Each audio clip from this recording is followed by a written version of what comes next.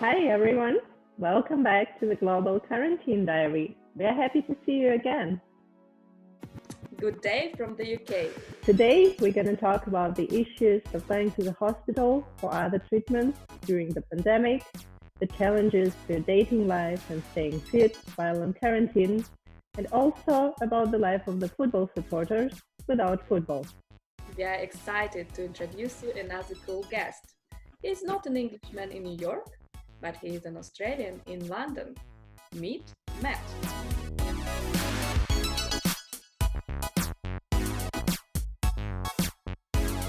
Dobro utro, Nastya. Добрый день. Oh, dobro den, yes. It's a little bit later there, isn't it? It's still morning here. Hello from my other friend. Our legacy lives on. Yes, and still alive.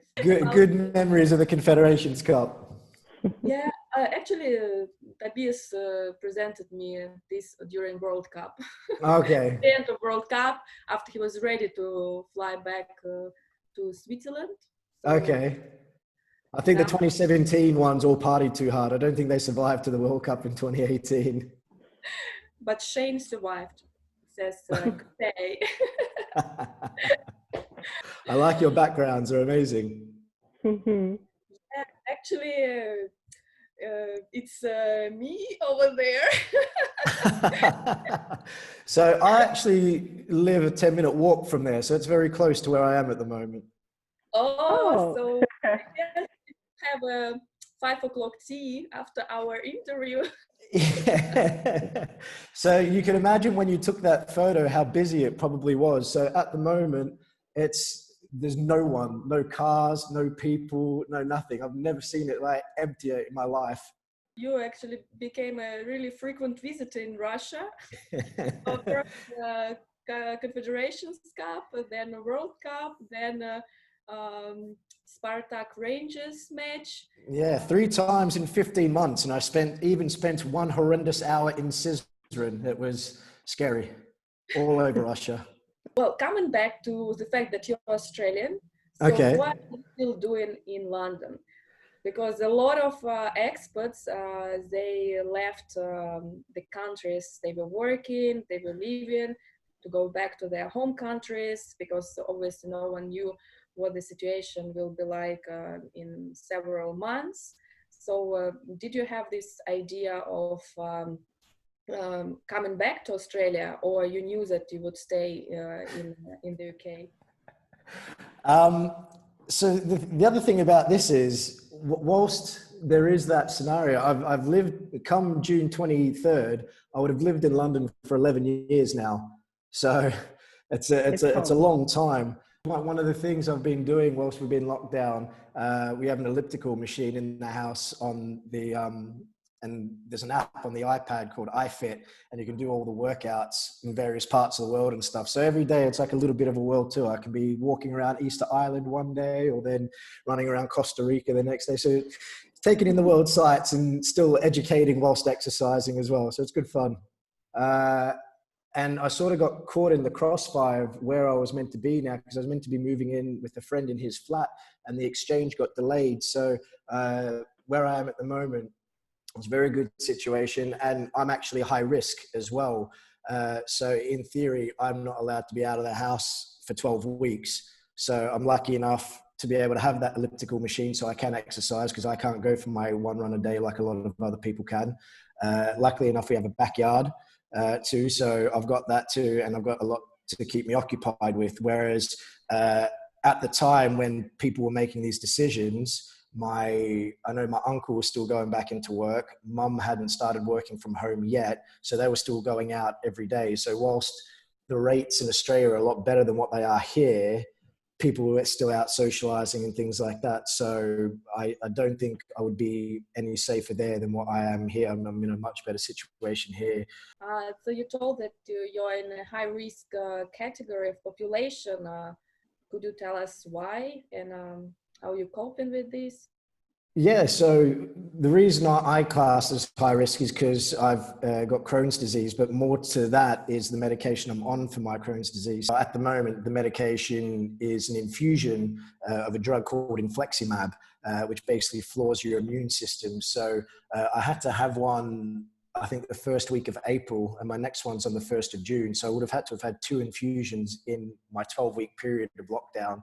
Uh, so it was interesting having to go to the hospital to see how everyone was sort of coping there, because we had to have the infusion in a different floor than what we would have usually got it done, because they were making the lower levels of the Royal Free Hospital for their COVID ward for admin or admissions for people and stuff like that, just to help everyone cope on the lower levels. We all had to move higher up in the hospital. So, and then there's daily meds as well, called azathioprine that I take too. So because of that, I'm classed as high risk, and the NHS have been really, really good. We got text messages sent to all our phones and letters sent to our houses. I think it was between the 2nd and 3rd week of March when things started getting a bit tighter here. And yeah, they've been really good. People from Camden Council here have been calling up on the phones to make sure we're well looked after and we have everything we need and stuff like that. So they've been really good. And the doctors that are working with you, are they also working with COVID patients? I don't think so, because when I was there for my infusion, it was all the same guys that I usually see every other day. And I think they were just so tired from having to move all their stuff from the 2nd floor up to the 5th floor. And they all looked exhausted, but because obviously their supplies and things, I think half of that was going to the COVID stuff. They had to make do with sort of less stuff to look after us with. I mean, still enough stuff to make sure they got their job done, but when they're looking for a spare, whatever it might be, they have to look that little bit harder to go find it, because all the spares are being taken to like the COVID unit and things like that. So it seemed a little bit more chaotic, but I don't think anyone that looks after me was helping with the COVID stuff. And when you've been to the hospital, have you noticed, like you said, they moved the things to another floor and stuff like this? Have you noticed that it's actually full, and that what is the situation with the capacities? Are they managing good so far? Yeah, we've got a good amount of capacity here in the UK. I don't think any of the hospitals have reached capacity, and there's been a lot of like football teams and stuff like that have opened their facilities to help out as well, whether it's the stadium or hotels and whatever, to help with things like that. So the capacity hasn't been an issue here. And you basically stay at home all the time, so you don't go for walks or grocery shopping? No. So, I mean, those text messages really drive it home, saying, look, we can find people to help do this for you, but we've got people in the house that are doing that. We keep our interactions with people minimal when they're out at the shopping, doing the groceries and things like that. But no, I've not really been out of the house in weeks. What keeps you busy? What else keeps you busy these days? See, I've got lots to do. I'm living my best life in lockdown. I'm having a great time. I've been doing a lot of things. I mean, you got the usual standard catching up on TV and movies and things like that. But I've been able to sort out all my pictures for various trips, because all that stuff was all over the place. So that's a bit more organized, but gradually getting back into editing videos and stuff like that, which is why I initially moved over to London to do. I haven't quite got back onto the Italian bandwagon yet, but that's on the to-do list as well, because I've still got at least another few weeks here. And we've been recording cover songs and doing fun videos to them and things like that to keep ourselves entertained. But I feel anyone going bored in lockdown doesn't have enough hobbies. So, I mean, there's plenty for me to do. I'm having a great time. So talking about our videos, how did you choose the songs? Why them? So Witchcraft was one that I wrote. So one of my bandmates is in the house with me. We have like a blues rock band called Howling Owl.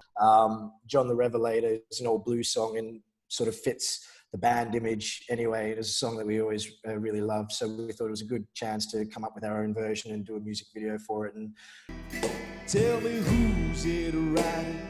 John the Revelator. Who's it riding? John the Revelator. Who's it riding? John the Revelator. Wrote the book of the seven seals.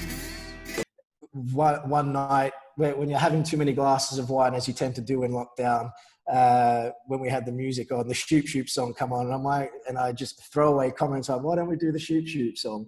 And then this throwaway comment got taken really seriously, and all of a sudden Lipstick gets involved and Wig gets involved and things like that. About the way he acts. Oh no, that's not the way, and you're not listening to all I say.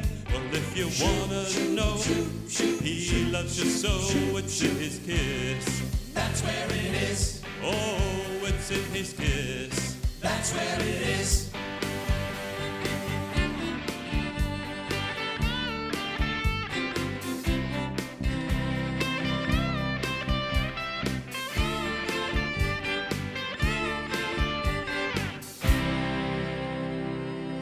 Tell us about the measures that were introduced in the UK. We know that in the beginning they didn't want to introduce any measures, that they changed the approach, and what the situation right now. Is life gradually getting back to normal? So what's the situation? So yeah, as you mentioned, they sort of changed their stance. I think it was the first week of April, because they initially said, don't go to pubs, don't go to restaurants. And, you know, all those people involved in those industries, therefore weren't able to, you know, be helped out with insurance and things like that until the next week, when they finally said, yeah, we're going to close everything and whatever. So they changed their minds pretty quickly. And it depends on how many people are actually listening to what they're meant to be doing, because we've been able to go out for walks or runs for a day. Someone told me that apparently it's within I think a 5 kilometer or 5 mile radius for your house, but obviously some people are just going as far as they like or whatever. But obviously this last week, or almost 2 weeks ago now, we had the vague press conference from Boris saying, just stay alert, as if I don't really know what stay alert means. So I can say that I feel like, going by social media and stuff like that, there's a lot more people out at the moment, because now you can see one other person from a household out in public, so long as you keep your 2 meters distance and things like that. But I feel like there's a lot of people at the moment that think we're coming out of lockdown and the death rate is still in the 100. But bars, restaurants, cafes, they're still closed. Yeah, a lot of them are doing takeout where possible.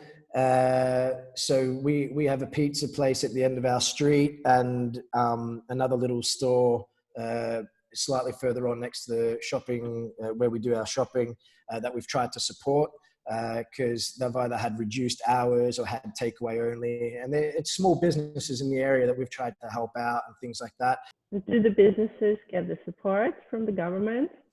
Like, I don't know, sometimes they, like here in Austria, they would excuse the rent for some enterprises that have to stay closed, or they would have to pay less taxes or whatever that is.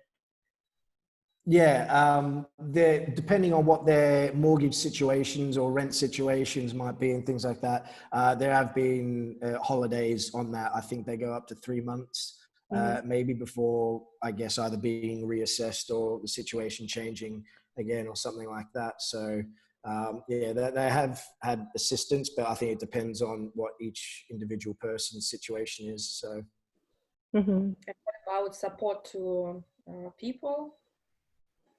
So the furlough scheme here, so a lot of people have been furloughed from their jobs here. So the government will pay 80% of their paycheck up until £2,500, I think it is. And for sole traders, and independent contractors, there's another form of help there as well, providing that you've been in that position for a year. Because I know some people who were employed and then become contractors and things like that haven't been eligible for that help because they haven't been a sole trader for long enough to qualify for it, because it was put at a 1 year time to qualify for that. So I know some people that got caught in the middle. So I don't know what there's going to be to help people in that position. But yeah, but there is help out there for a lot of people.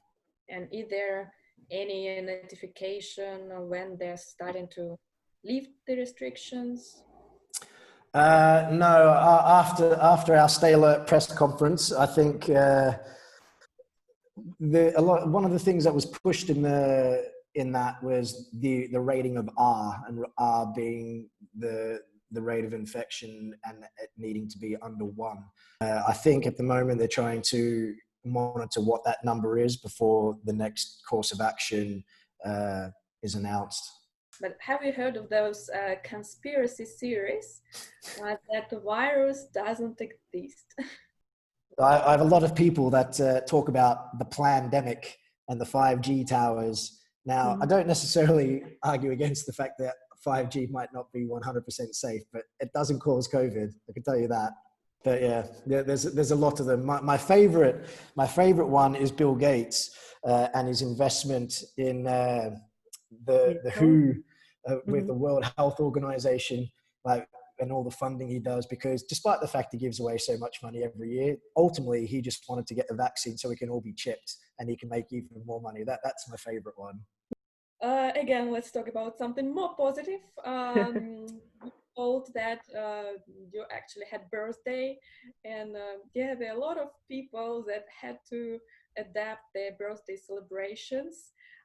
So obviously they had they had different plans of how to celebrate it.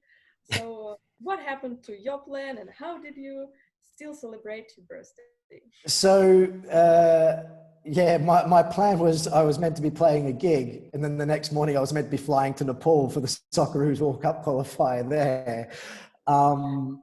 So in the end, I spent the morning catching up with people on the Australian time zone. In the evening, I had sort of virtual drinks with a lot of friends in this time zone in the UK. Yeah, so we just had a nice meal. And actually on the evening, what we did, are you aware of the program Desert Island Discs, the BBC program? What is No? it? Well, or the concept of it, of if you're on an island, you have eight records that you would take with you, or 8 songs that you would take with you on your desert island, and you get one book and one essential item, essentially, that can't require electricity, obviously, because you're on a desert island. So we did that in the evening. We all did our Desert Island Discs. So that was good fun in amongst the drinks and things like that. But it would have been interesting to see what would have happened had we still gone to Nepal, because my friend Mark, who did come to Russia, but he left when we got to Moscow, so I don't think you met him. But he got to Everest Base Camp and then ended up sort of having to get the military to get them back to Kathmandu, and then they're on a chartered flight from Nepal back to Queensland, where they had to quarantine in the hotel for 2 weeks. So he still made it there and got to Everest Base Camp, whereas we got told that the flight wasn't happening. We were in lockdown at that point. So ironically, as someone that travels so much for football or music and things like that, that was the only trip I had actually planned that's been affected by this, because I did want to go to Argentina for the Copa America, but I hadn't booked it yet. So Nepal was the only trip that actually got affected for me. Did you get a refund for your trip? So initially, their initial policy was credit notes, but I believe there is some European law about consumer law about refunds and things like that, because at the end of last week, that actually sent out an email saying, okay, we're going to start refunding people. And the next day I got a phone call from them saying, would you like a credit note or would you like a full refund? And we had already discussed the credit note a few weeks ago, so I don't know whether they're going back through everyone. So I'm waiting for that to come into my account within the next 7 to 10 days. So I've apparently got a refund on it, which is good. And what do you think? What do you miss the most during this time? What is the first thing you're gonna do when it's all over? Probably go kick a football. Yes, we know that you are a big football fan and that you follow the Socceroos. So tell us how you still continue your hobby, your passion in these times. So one of the things that I've been wanting to do for a while is launch sort of like not necessarily a blog, but I guess sort of like a YouTube, Instagram channel, things like that about combining travel and football. Called The Away Day. Go follow that on Instagram. But sort of giving people an idea how to get to these places, what these cities are like, try to have interviews with managers and footballers and stuff like that. So this sort of time at the moment's given me an opportunity to sort of plan that out a little bit better to sort of get that started. But yeah, very excited at the moment because some people have had to invest in the leagues that were still running because obviously FC Slutsk in the Belarusian Premier League got a big Australian following there, giving everyone shout outs and things like that because they never stopped, in addition to like Tanzania and stuff. And then we had the K-League in Korea start 2 weeks ago, and now we got the Bundesliga back as well. So German football's back. So I think the Premier League is potentially looking at a June 8 restart, or that might be Spain. I'm getting confused with all the dates. And I know you also participated in some Kids Out challenge. Tell us more about it. So yeah, when you have time and you do jump on all the quarantine bandwagon. So classic football shirts, they were getting everyone to just get all their football kits and stuff out. So I never really knew how many I had here. So in the picture that I took, I had 53 kits there, but there was a few that weren't included, like spares and things like that. So I've got about 55, 56 here. And then in Australia, I think there's about another 20 or 25 in storage at least, I would say. But it was good fun to get them all out and find out how many I have and of what teams and things like that. I counted 55. And I think Marie Kondo would be almost happy with your folding method. So, kids. Yeah, my mum taught me well with that folding method. You're not the first person to comment on that. Some of my colleagues were like, "Oh, that's very nice folding there." And what's happening to dating life?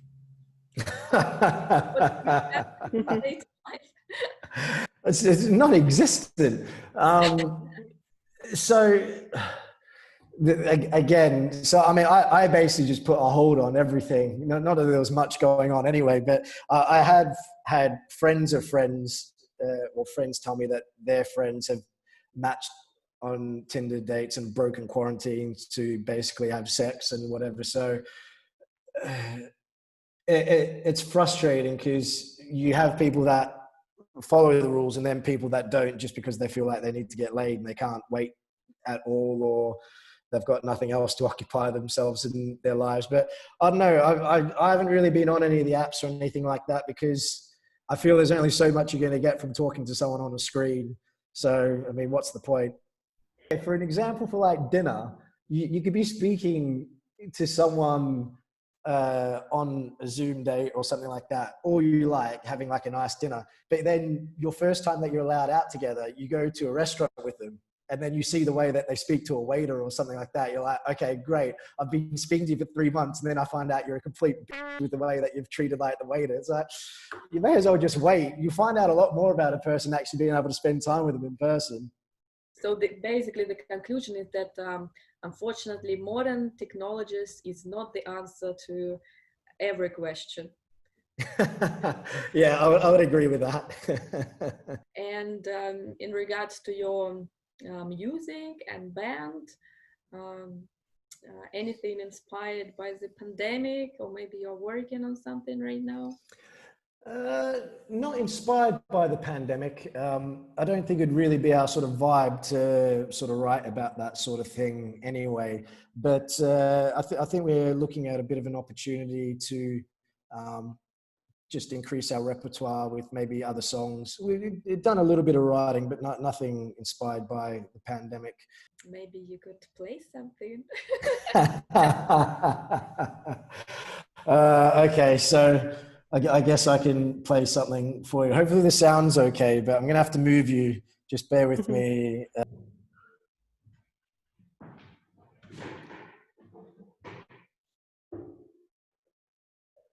So, not inspired by the pandemic or the quarantine and stuff like that, but it is a song that I wrote called Better Days. So let's see how we get through this. It's been a while since I played it.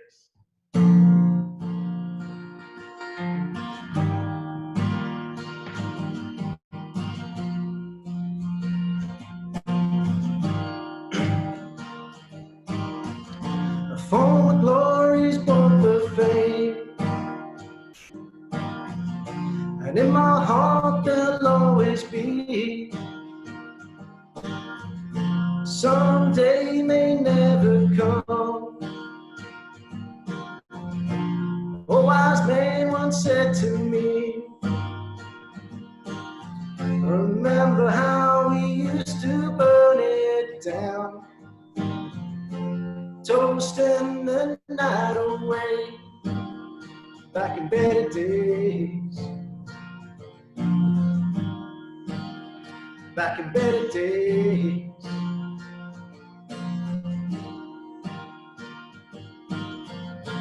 They don't make them like they used to. The table ain't got room for three. Blinded like your head's in the sand, you just sit on back and let it be. Remember how we used to burn it down, toasting the night away, back in better days, back in better days.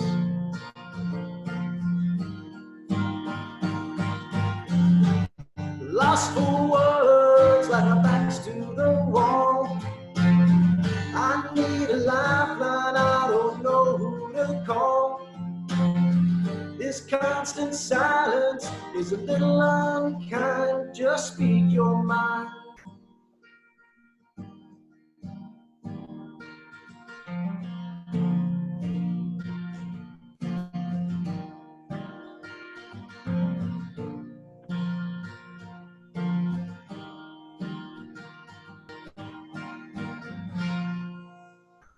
Well, I think we covered a lot of topics today. No, thank you so much for having me, guys. It was a lot of fun. Yeah, man. Thanks for joining us. So thank you for your time. Yeah. Thank you, guys. Have a Thank great day today. Have a Bye. good day. Bye. Bye-bye. Thanks for watching and thanks for your support from all over the world. Please comment where you're watching us from. And also subscribe not to miss more interesting stories to come. Bye-bye. Bye.